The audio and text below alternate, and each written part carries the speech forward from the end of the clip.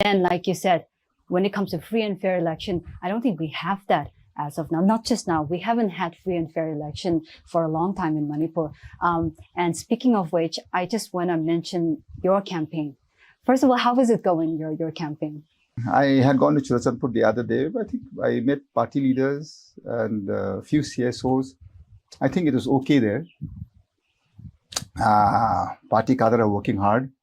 But I think this particular election is a difficult one because you have different organizations in the valley also saying that you cannot have PA systems, you cannot have large gatherings, all those things. But I don't know whether they're going to actually crack down on. I think there is a meeting today with the Home Minister in Imphal.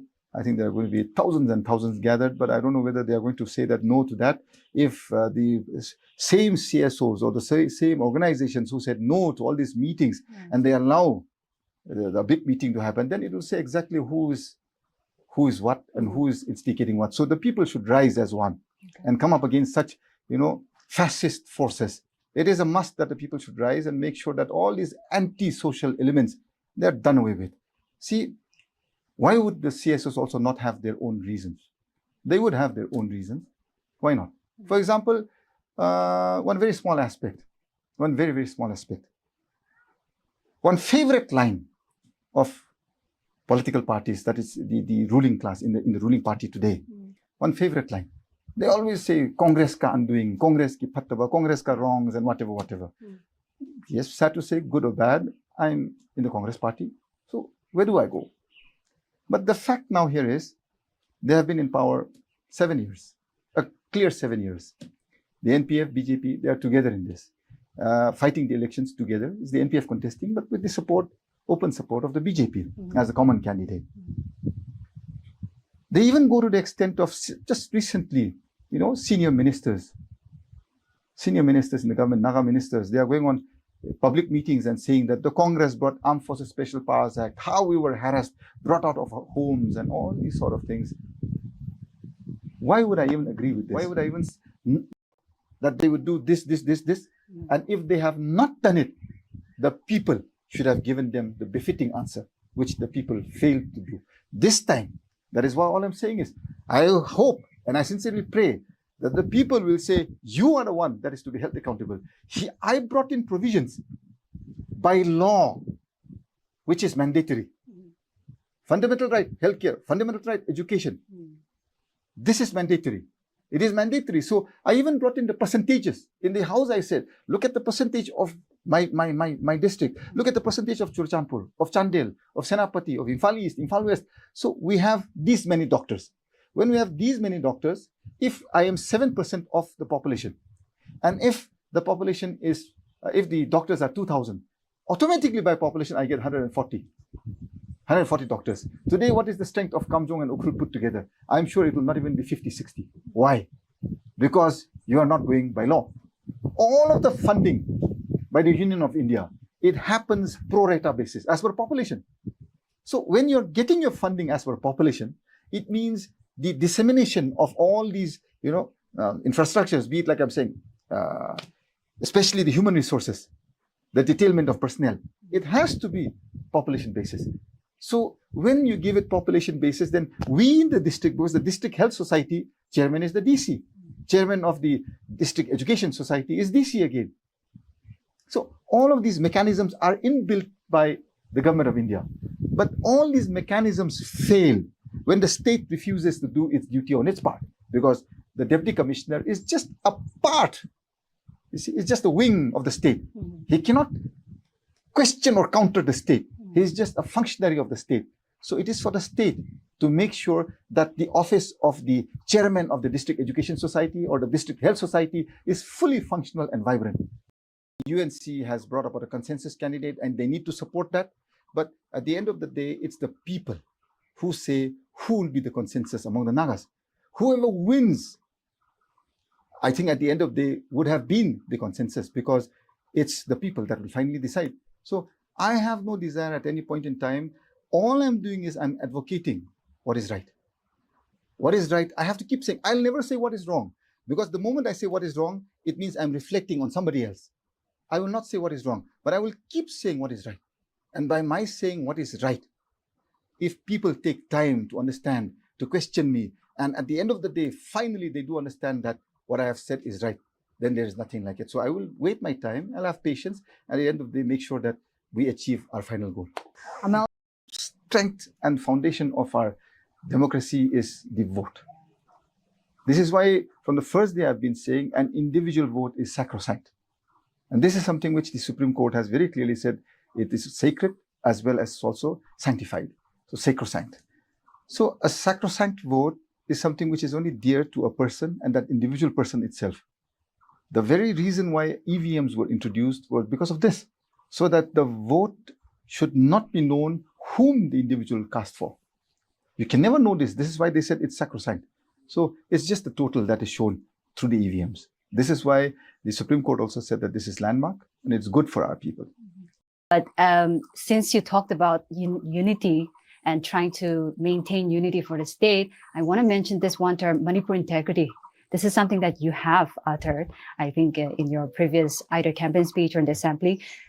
People are questioning, especially because you've also talked about Naga issue, the long-standing Naga issue, and you're all for it, but at the same time, you're for Manipur integrity. So the question is, how does that work? On the one hand, you're here supporting the Naga demand, and on the other, you have this Manipur integrity. How does that work? See, one has to understand exactly where you are positioned, where you're located, where you're situated. What is the core emotional idea of Manipur? It lies in unity. A unified Manipur, a unified people is what people talk about. The question here is this integrity, the question integrity. What does this signify? You have to be very clear on this. Without emotional integrity of our people, the land cannot be united. The land cannot be integrated under any circumstances. The law says, Article 3 is clear in the Union of India. This says, at any point in time, India can make a state bigger or smaller.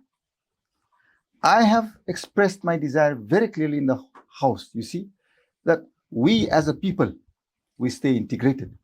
We are here to ensure our people stay integrated. That is integrity of the people. When I speak in the assembly, I cannot go against directly Article 3. I cannot challenge Article 3.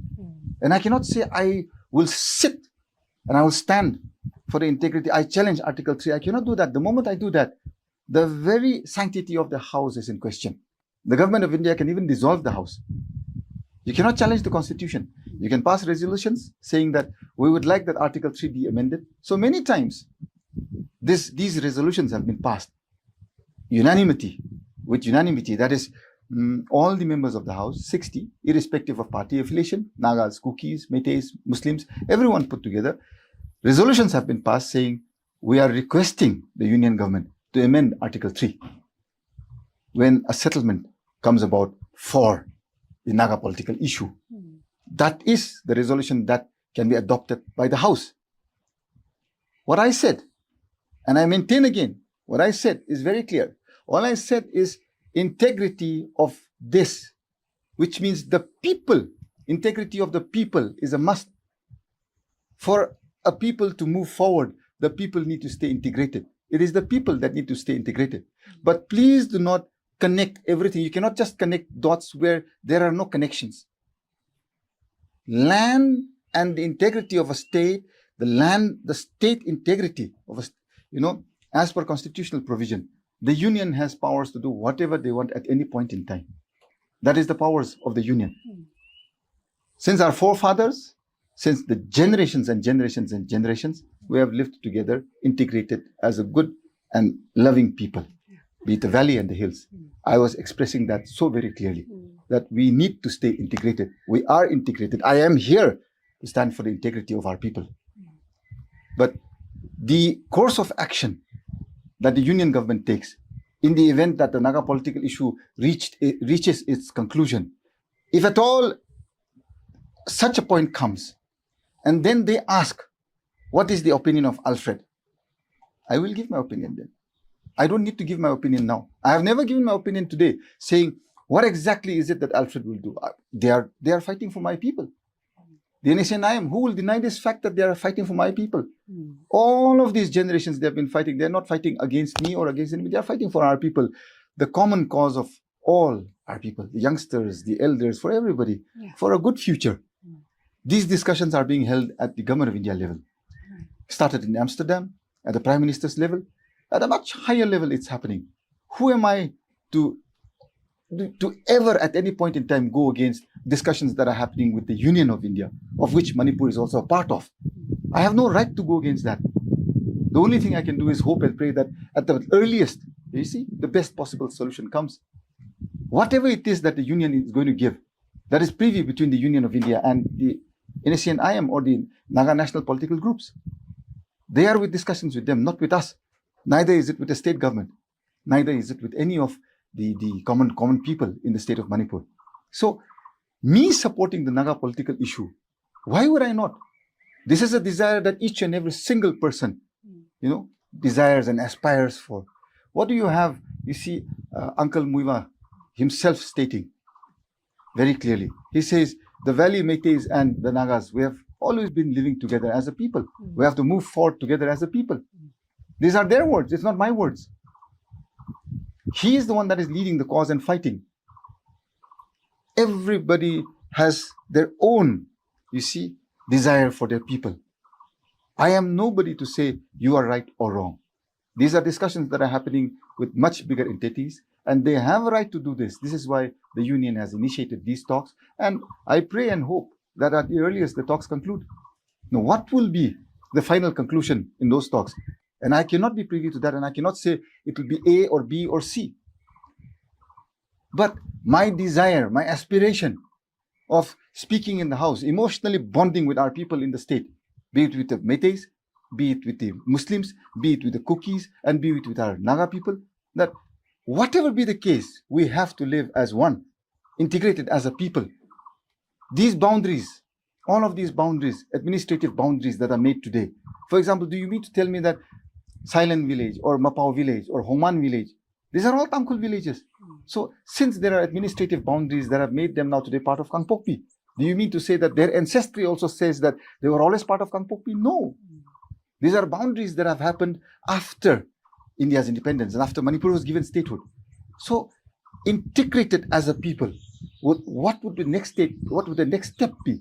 You integrate as a people, and then once you are close-knit and tight as a people, then you understand exactly what is the desire and wishes, aspirations of the people, and you move together as one body. So I was very clear in telling the House. This is why at that point in time when I told the House, I am here, for the integrity of the state. I am here so very clearly.